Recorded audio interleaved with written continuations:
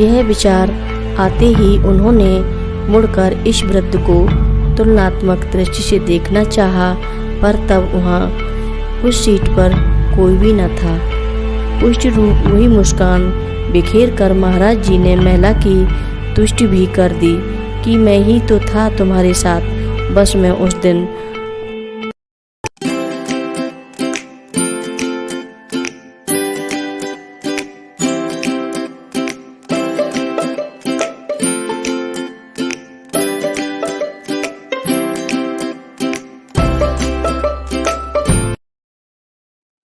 रक्षा सूत्र चैनल पर सभी भक्तों का स्वागत है। हम सभी भक्तों को महाराज जी की अद्भुत पावन कथाएं सुनाने जा रहे हैं। कृपया सभी भक्त ध्यान से सुने। सभी धर्म के अनुयायी तुम्हें मनावे शीश झुकाई।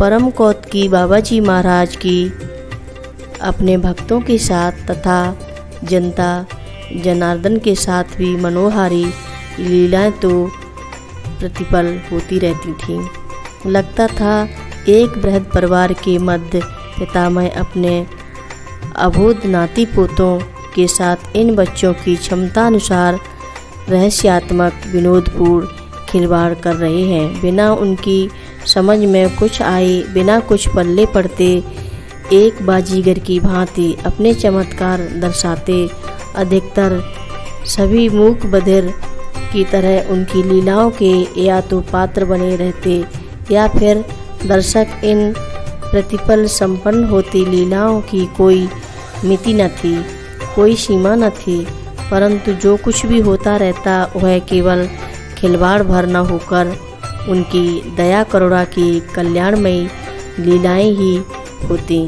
और जो कुछ उनके भौतिक शरीर के माध्यम से हुआ विगत में, वही आज भी उनकी कथित महासमाधि के बाद निराकार में प्रविष्ट के बाद भी होता जा रहा है, जैसा कि आगे कुछ दृष्टांत रूप लीलाओं से स्पष्ट है।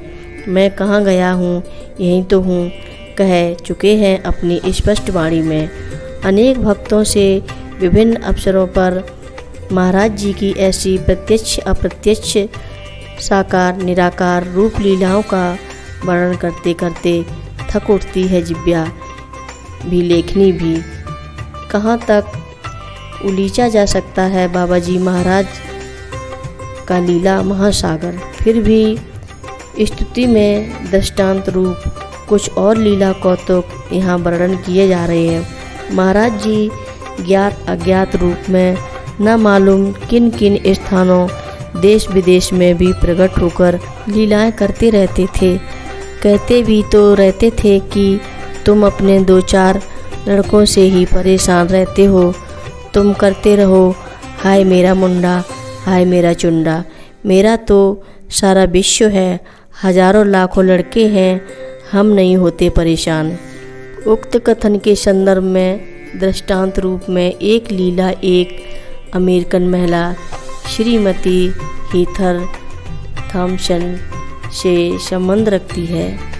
लंदन में वे जब एक बस में यात्रा कर रही थीं तो एक बस स्टॉप पर एक बूढ़ा भिखारी नुमा व्यक्ति बस में चढ़ गया, जिसके बगल में एक लाल नीला खानेदार बिनावट लिए कंबल भी दबा था। केवल अपनी मनोहारी मुस्कान द्वारा ही बिना कुछ बोले उस वृद्ध ने मानो इस महिला से कुछ खिसक कर अपने बैठने भर की जगह के लिए अनुरोध किया।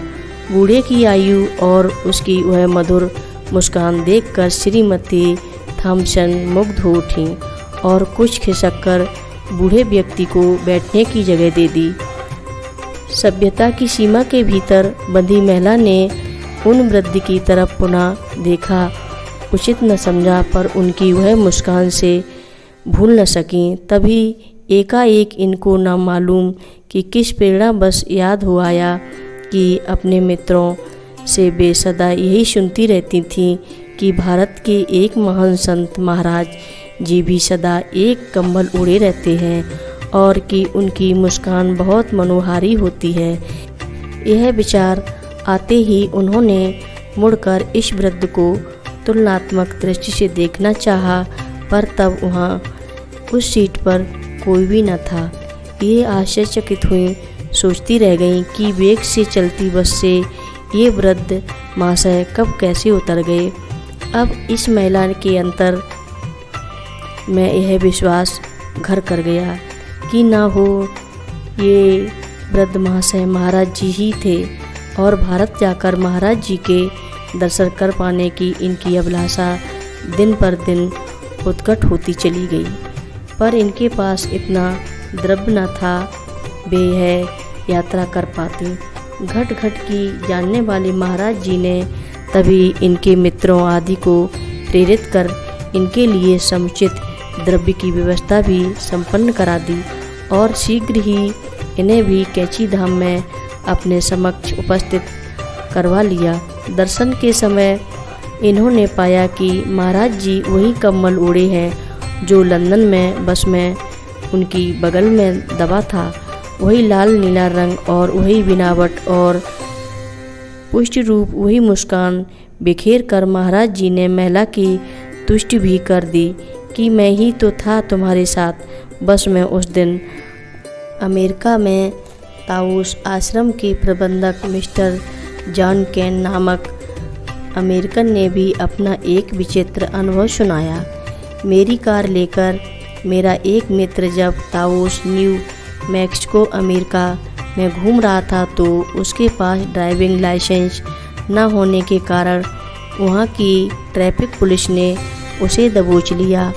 अपने को बचाने के लिए उसने पुलिस अफसर से कह दिया कि गाड़ी उसकी नहीं है, उसके दोस्त जॉन केन की है। तब पुलिस अफसर मेरी तलाश में हमारे ताउस आश्रम में पहुंच गया और मेरी शिनाख्त कर उसने मेरे नाम वारंट लिख डाला।